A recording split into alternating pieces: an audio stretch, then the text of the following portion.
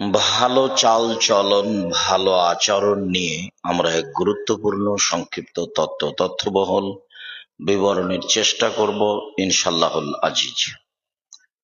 আমি আপনাদেরকে আন্তরিকভাবে অনুরোধ জানাচ্ছি, আপনারা যারা রাস্তাঘাটে আছেন, যারা দোকানপাটে আছেন, যারা কোনো জায়গায় বসে আছেন, আমরা তাদেরকে সামনে আসার জন্য আন্তরিকভাবে অনুরোধ জানাচ্ছি। যেহেতু আমরা আপনাদের জন্য এসেছি, কাজে আপনারা অন্তত নিজেকে মানুষ মনে করে সময়টা মূল্যায়ন করার চেষ্টা করবেন। আমাদের জীবনের ধ্বংসের দিক নিয়ে আব্দুর রহমান খুব গুরুত্বপূর্ণ আলোচনা করছিল বলে আমরা অনুমান করছিলাম। আল্লাহ তাআলা বলেছেন, ওয়াল আসর, কালের কসম, ইন্নাল ইনসানা লাফি খুসর, নিশ্চয়ই মানুষ ক্ষতির মধ্যে নিমজ্জিত, মানুষ মাত্রই ক্ষতিগ্রস্ত। এটা আল্লাহ বলছে। আর রাসূল সাল্লাল্লাহু আলাইহি সাল্লাম বলছেন, কুল্লু বনি আদম খাত্তা, আদম সন্তানই পাপী। আল্লাহ বলছেন যে কালের কসম, মানুষ মাত্রই ক্ষতিগ্রস্ত। আর রাসূল সাল্লাল্লাহু আলাইহি সাল্লাম বলছেন, কুল্লু বনি আদম খাত্তাউন, আদম সন্তানই পাপী। আর ইবলিস বলছে যে, ইয়া রাব্বি, হে আমার প্রতিপালক, ও ইজ্জাতেকা, তোমার সম্মানের কসম, লা উগবিয়ান্নাল ইনসানা মাদামাত আরওয়াহুম ফি আজসাদিহিম, আদম সন্তানকে আমি পাপী করব করব করব করেই তাকে ছাড়ব। ও কেমনে জান্নাতে যায় তা আমি দেখে ছেড়ে দেব। এটা ইবলিস বলছে। তাহলে আল্লাহ বলছেন মানুষ মাত্রই ক্ষতিগ্রস্ত, নবী মুহাম্মদ সাল্লাল্লাহু আলাইহি সাল্লাম বলছেন মানুষই পাপী, আর ইবলিস বলছে যে মানুষ কেমনে জান্নাতে যায় তা আমি দেখে ছেড়ে দেব। ও জীবন বাজি রেখে চেষ্টা চালাচ্ছে। তাতে আমি আব্দুর রাজ্জাক বিন ইউসুফ যেটুকু বুঝেছি, তাতে ইবলিস সবচেয়ে বিপদে আছে। তার মানে তার সর্বোচ্চ চেষ্টা মানুষকে ক্ষতিগ্রস্ত করা, সর্বোচ্চ চেষ্টা। তো এখন সবটা তো ধ্বংসের দিকে হলো, সবটার উত্তর কি?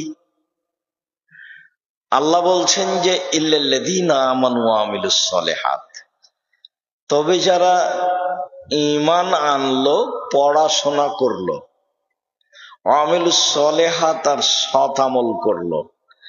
সৎ আমল বলতে যেগুলো আমল আল্লাহর দরবারে গ্রহণ হবে, মানে আমল রাসূল সাল্লাল্লাহু আলাইহি সাল্লামের পদ্ধতিতে না হলে গ্রহণ হবে না। রাসূল সাল্লাল্লাহু আলাইহি সাল্লামের পদ্ধতিতে আমল না হলে গ্রহণ হবে না। তো আল্লাহ বলছেন যে তবে যে ঈমান আনলো, সৎ আমল করলো, পরস্পরকে কল্যাণের উপদেশ দিল এবং ধৈর্যের উপদেশ দিল, চারটা। ওয়াতাওয়াসাউ বিল হক্কে, হক কল্যাণের উপদেশ দিল, ওয়াতাওয়াসাউ বিস সবর, ধৈর্যের উপদেশ দিল। ধৈর্যের দাম আছে, এইটুকু আল্লাহ বললেন।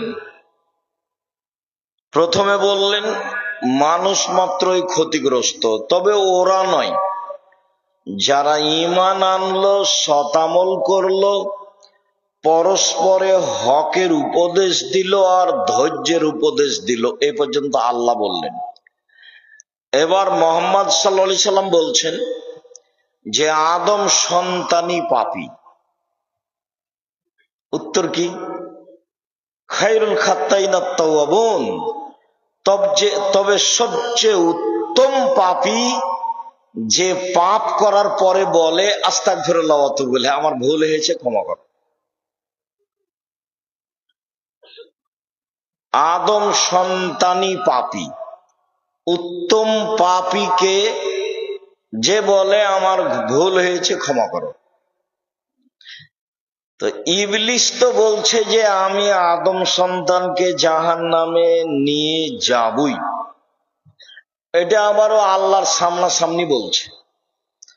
তো এই কথার উত্তর কি? তখন আল্লাহ বলছেন যে ইবলিস শোন, ওয়া ইজ্জতি ওয়া জালালি ওয়া ইরতিফায়ে মাকানি, আমার সম্মানের কসম, আমার মর্যাদার কসম, আমার ইজ্জতের কসম, আমার উচ্চতার কসম, যে আমার কাছে ক্ষমা চাইবে আমি তাকে ক্ষমা করে দেব। ইবলিস বলল যে আমি তাকে পাপী করবই। তখন আল্লাহ বলছেন যে আমার সম্মান মর্যাদার কসম, আমার কাছে কেউ যদি ক্ষমা চায়, যতবার ক্ষমা চাইবে ততবার ক্ষমা করে দেব। সম্মানিত দিনী ভাই বোন, আপনারা যারা যেখানে আছেন, দয়া করে আপনাদের জন্য আমরা এসেছি, সময়কে মূল্যায়ন করুন।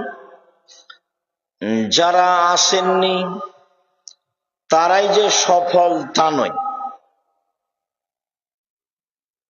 আর যারা এসে চলে গেছেন তারাই যে সফল এটাও নয়।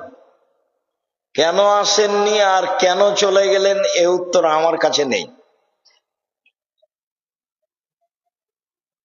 তবে আসা উচিত ছিল, এবং শেষ পর্যন্ত বসে থাকা আপনি মুসলমান হিসাবে জরুরি কর্তব্য। আপনার কিছু না কিছু উপকার করবই করব ইনশাআল্লাহ। বলি, মানুষের পাপ নেকি ওজন হবে বিচারের মাঠে, হিন্দুদের পাপ নেকি ওজন হবে না। কেন? তাদের নেকি নেই। পাপ নেকি ওজন হওয়ার জন্য দুইটা পাল্লা লাগে। ইহুদিদের পাপ নেকি ওজন হবে না। কেন? তাদের নেকি নেই। খ্রিস্টানদের পাপ নেকি ওজন হবে না। কেন? তাদের নেকি নেই।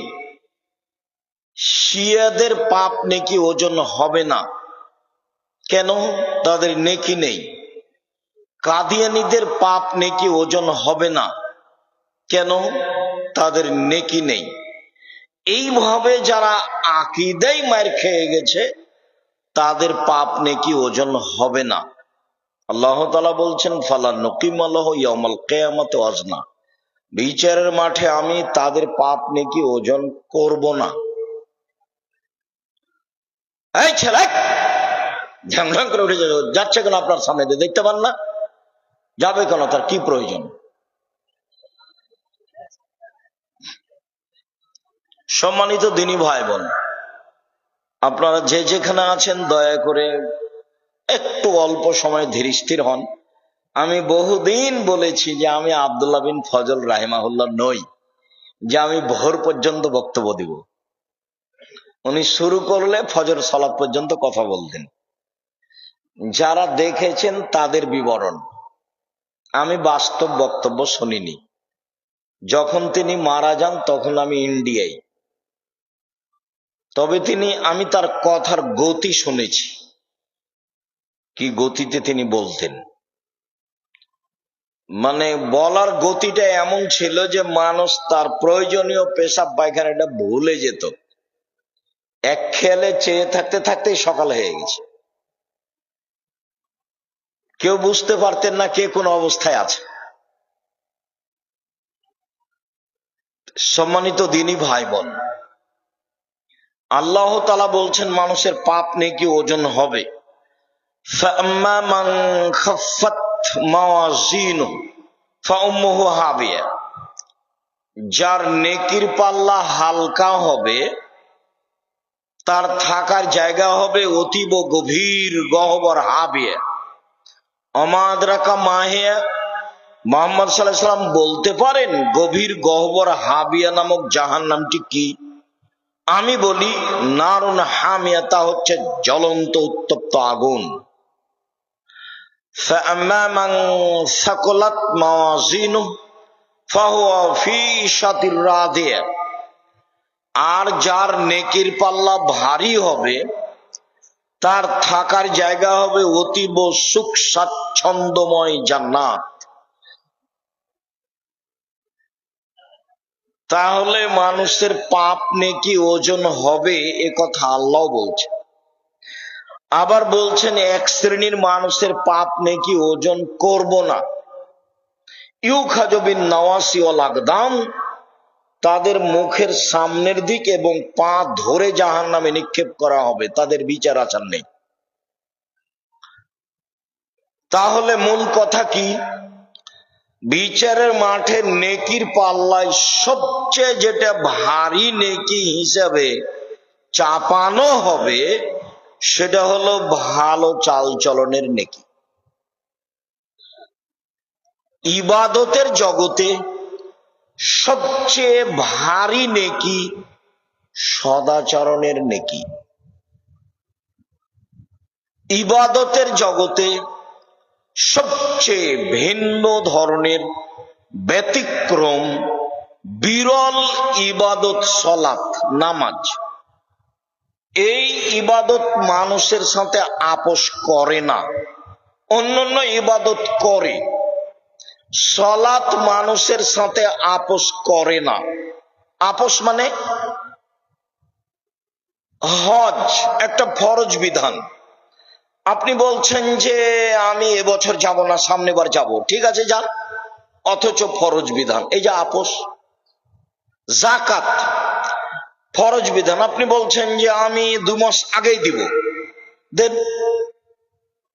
আপনি বলছেন যে 20 দিন পরে দিব, দেন, যাকাত দিলেই হলো, এই যে আপোষ। রমজান মাসের ফরজ সিয়াম, আপনি অসুস্থ, তা আপনি বলছেন আমি আজকে সিয়াম থাকতে পারছি না, থাকিয়েন না, ছেড়ে দেন, পরে করবেন, এই যে আপোষ।